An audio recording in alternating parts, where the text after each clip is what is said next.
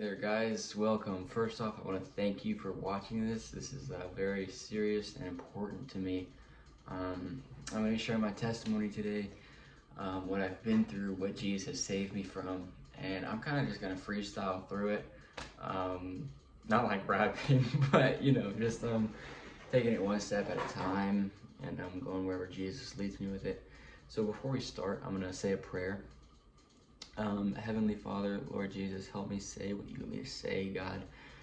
Jesus, bless the person watching and listening to this, Lord. Whatever they're going through, Lord, help them.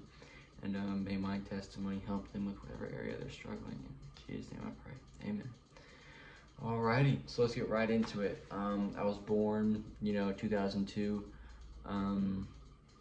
My parents divorced at 7 years old. I got five siblings. 2 brothers, 3 sisters. So yeah, at 7 years old, my parents split. We went and lived with our mom, and we were with her for a couple years. I love my mom so much. She's an incredible woman.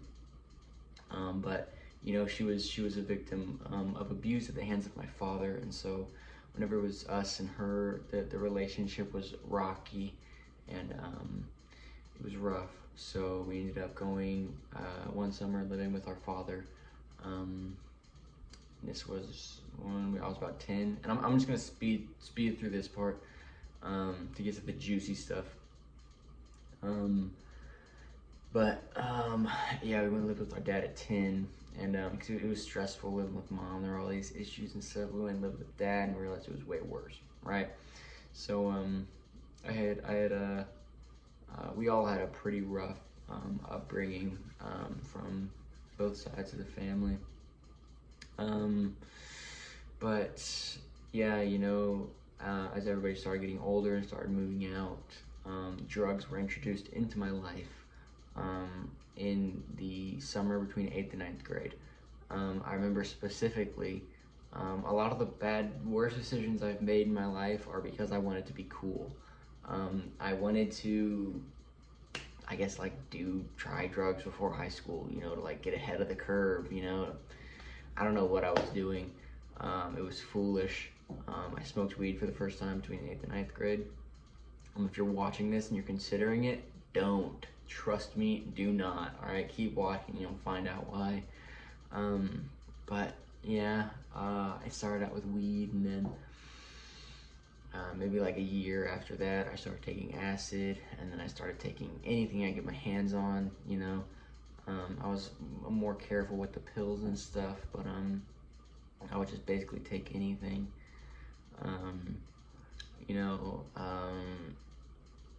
and then it moved on to mushrooms, and I'll list everything I've taken. I mean, I've taken Molly, Zans, mushrooms, acid, weed, coke, MDMA, ecstasy, hydrocodone. I think I said Adderall already. There's probably some more I'm not able to think of. Painkillers like Vicodin, a lot of stuff. I would take anything I could get my hands on, anything to escape the world that I was living in, right? Because like I said, it was rough living with my dad. And me and him don't talk very much now. I hope he's doing better. But yeah, so as I started getting older, right, freshman, sophomore year, I started taking more and more stuff, hanging out with the worst and worst people, getting into more and more danger, putting myself in more and more danger. It was just rough. It wasn't good for me. I lost some of the friends that I had made in middle school just because we were going in completely separate paths. I had no idea what my plans were in life. Just taking it day by day and taking anything I can get my hands on, right? And it was mostly because I think the abuse that I was going through, just the extreme lack of self-worth from constantly being degraded and demoralized by my father, who showed little to no regard for me at all, and I was just searching for something to make me feel better.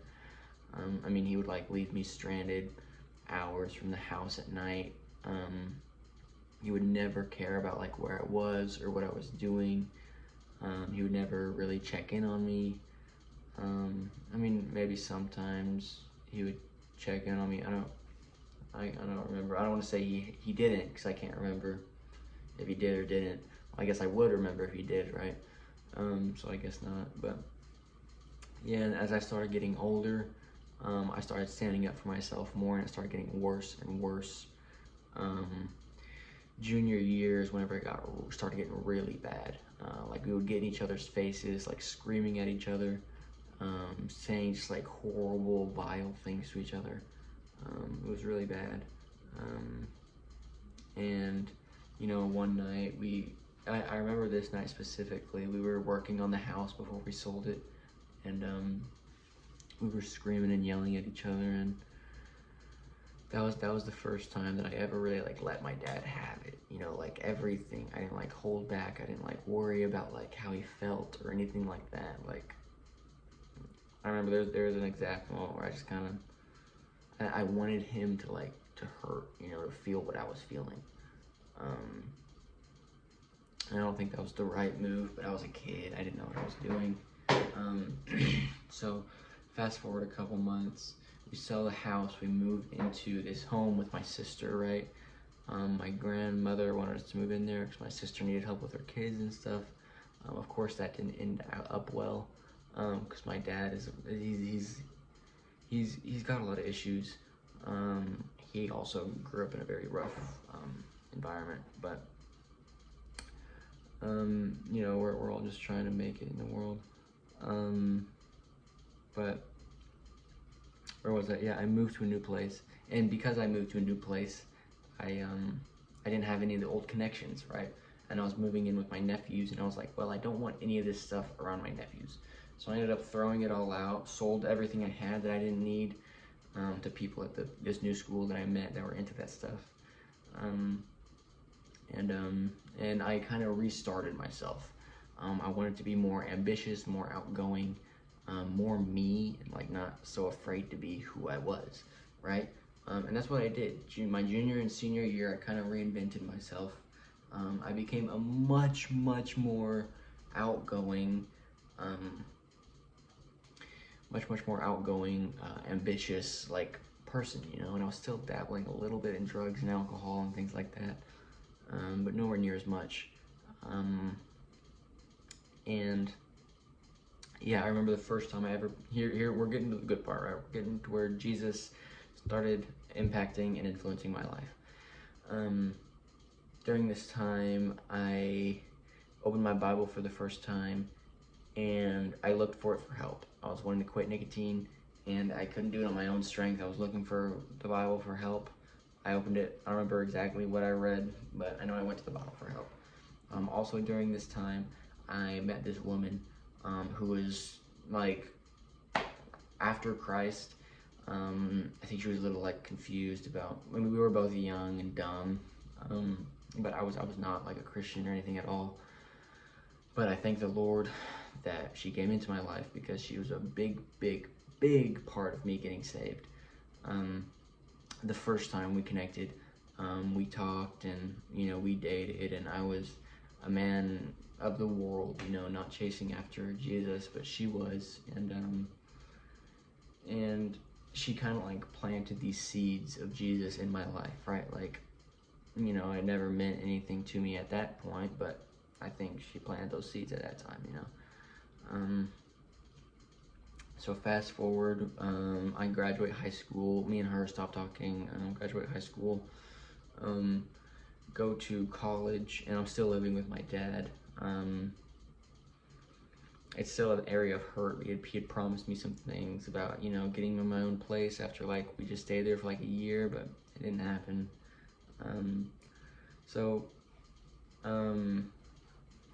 Yeah, where was I? So I was living with my dad. I was still going through all this fighting, all this abuse, you know, this huge power struggle of like huge power struggle. I was just like, I've never really been one to back down, not anymore at least. And you know, my dad is very It's like that meme of like an unstoppable force meets like an immovable object, right? Um, and so yeah, we would just fight and fight and fight, and it got physical sometimes, and at least one time I can think of.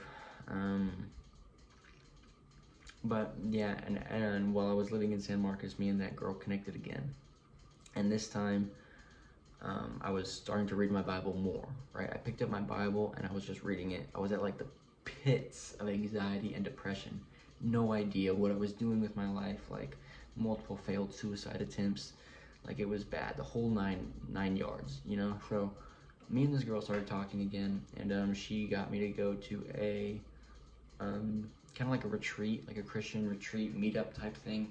And I was a bad guy, you know, like I didn't know any better, you know, and that's not an excuse, but like I was treating her poorly, and I was genuinely trying like so hard to treat her right, and I just couldn't do it. I couldn't do it, you know. I was fighting an uphill battle that I didn't win, you know, but the Lord's changed me since then. We'll get to that part. But yeah, you know, I was just rude to her, and I didn't really know what it meant to be a man, to be masculine, like a provider, to take care of them. And I'm not saying you should be a provider to your girlfriend, right? You should be a provider to your wife, but you should also practice those things. I didn't know what I was doing. But at that point, at that retreat, I really gave my life to Christ. I don't remember the date, probably like 3 years ago, something like that. Because I was like 19 at the time. I'm 22 now. But yeah, you know, me and my dad kept getting into it.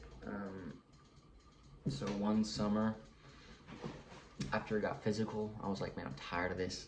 Me and my brother had been talking a little bit beforehand, and I called him up and I was like, hey dude, you said I could come and move up there at any point, you know. And so I was like, I'm taking you up on that offer, dude. You know, me and dad are going at it, like it's not good.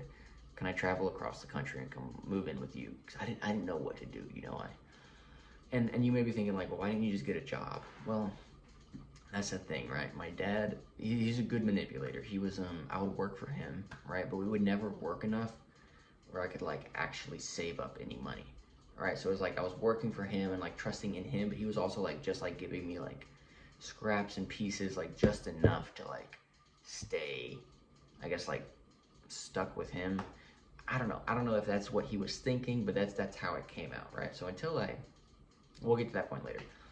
So yeah, I ended up moving in, living with my brother. I worked a couple jobs there, but you know, my life was, I ended up running away from Jesus. Life was terrible. I was so numb, so empty inside. I remember this will set the scene of like how numb I was. It like makes me tremble just thinking about it. It was so bad. But I would take my shoes off, no socks, no shoes, and I would just walk on hot asphalt for like, until I couldn't anymore, for like hours, like just searing, just burning the crap out of the bottom of my feet. And I remember I would walk with my dog, and I would have to like pick her up because she couldn't like walk on it as long as I could. Because I couldn't feel anything, and I was putting myself through so much pain just to feel something, you know. It was really bad. So, you know, during that time, I had a lot more failed suicide attempts, and this was the closest time that I was like dedicated to it. I remember there was a night, and it was the first time I've ever told anybody about this. Trigger warning, by the way. I'm about to get into some deep stuff. But I was like, I'm doing it tonight. I don't care how I'm doing it. I'm not gonna be here anymore. So I got like a big old bottle, right? I was refilling this Pepsi bottle and drink water out of it because I didn't have a water bottle. And I poured tons of bleach in it, and I just started chugging it, man. I just started chugging it. Thank God nothing happened, you know. Sometimes I still struggle with that, but you know, I know the Lord's gonna use my life to impact and save others. So I'm just trusting in that, you know, trying not to be too hard on myself, right? So after that was the first time that I was like, I need to tell somebody about what I'm struggling with. I reached out to my sister. I told my sister, hey, I'm struggling. I tried to kill myself last night. I'm not doing well.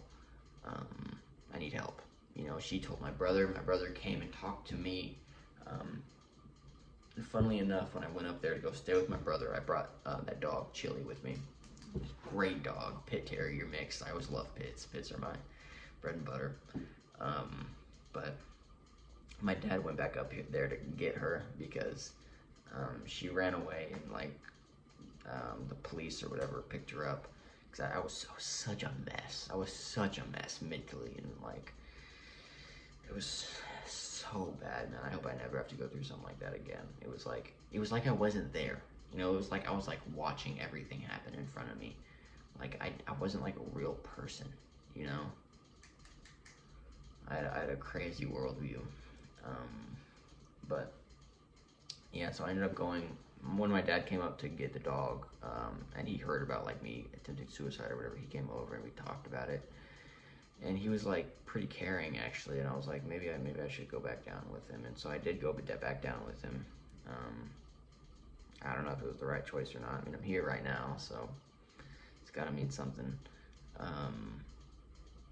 Lord have mercy. Jesus, give me strength. So I went back down to live with my dad, and it was the same. It was the same as it's always been. Like from like day 2, it went right back to how it's always been. And I was like, I can't do this anymore. So I was working for him a little bit, but you know, I talked to him and I was like, I can't do this, you know, because basically I just told him, I was like, hey, I'm just gonna put my 2 weeks in. I texted him, put my 2 weeks in, and I started working at Domino's.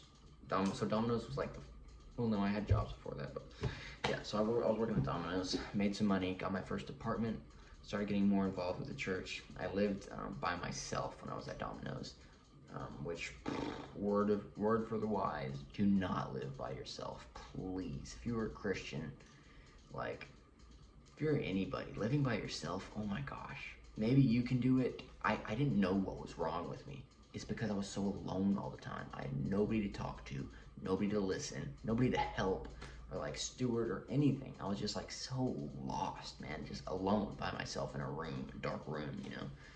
Like, we need other people. Get roommates, get connected to a church, get connected with believers. That'll change your walk entirely. So yeah, I moved, started getting more connected with them. God worked in my life actually in this season because I was like too broke to afford my bills. My electricity shut off, and then right after my electricity shut off, I got a call from this boarding school, this Christian boarding school, and they were like, hey, do you want to come live here? We'll give you food.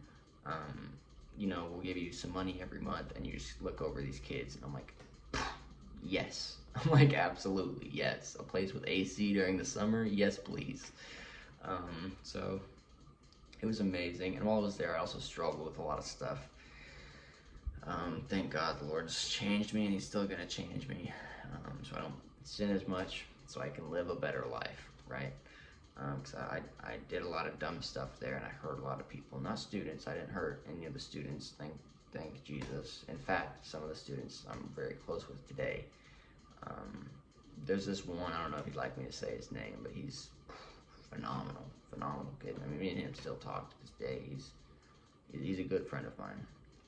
But yeah, I hurt a lot of people there just because I didn't know who I was. I didn't know what I was doing. And I apologized about it, but I was just like so lost. I was so lost, and like, and still, you know, I was trying like so hard to do the right thing, and it just felt like I could like never get it right. You know, like I was trying so hard to like, just to like resolve things with these people, and it just like would never work. And like all the apologies and everything I did, I don't know, it would like make it worse. So I don't know what it was, but after that summer, I was like, okay, I have no job, no place to live, right? So I'm like, I need to find a new job and a new place to live, or I can go anywhere in the country right now. And I was thinking about it, and I was like, man, you know, because at this point, I didn't see my mom in 13 years. So I'm like, I want to go see my mom again, you know? So I call my mom, talk to her on the phone. I'm like, is there any way I could move up there? And she's like, yeah, absolutely, we can figure something out. So I'm like, cool. I don't need to worry about any of the details, nothing. She said she could, so I'm like, let's do it, you know? just like in total faith, going up there, put all my stuff in my sedan and traveled across the country in one day. It was fun. I liked it. Oh man. But yeah, you know, so I moved up here, and sorry, I was thinking about something. Whenever I moved up here, I was thinking about a church. I was like, Lord, I need a church. You know I'll need a church when I go up there. Can you please connect me with a church? And I'm like, week 1, I found this amazing church. I still go to it to this day. It's amazing. I'm not gonna say it just because I mean, I'm sure I'll probably slip up and say it sometime on this channel. So yeah, I love that church. They've helped me in so many ways, and they're so kind and so generous and so loving. And the video cut off, but yeah, you know, I moved up here, found this church. They've been amazing to me, and they've helped me in my walk with Christ a lot. And that kind of leads me to where we are right now. You know, I started doing this YouTube channel about 2 months ago. I mean, I can tell you about the different jobs and stuff I worked. I mean, my relationship with God and my mom has been getting stronger and stronger. And yeah, you know, just trying to steward what God's given me, but also realizing that I am a terrible sinner. I'm a terrible sinner. And I'm desperately in need of God's grace and mercy and forgiveness. But yeah, you know, maybe this helped you in some way. If it did, comment, let me know. I love hearing from you guys and talking to you guys, especially like those. And if you've got any questions, I love answering y'all's questions. But yeah, thank you so much for watching, and God bless.